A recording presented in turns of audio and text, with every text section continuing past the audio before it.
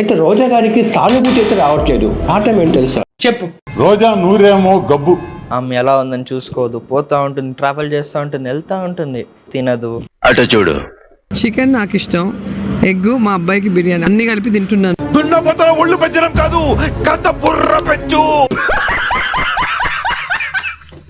రోజా అట ఒక పందిలాగా తింటదేమో ఆవిడ గాని తినదు.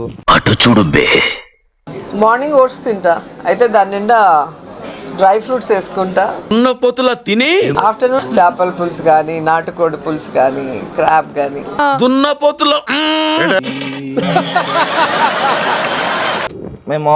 మేము ఇంట్లో ఉంటాం కాబట్టి మేము మా కష్టం చూస్తాం. పడుకోదు. అరొకరోయ్ ఇది చూడు.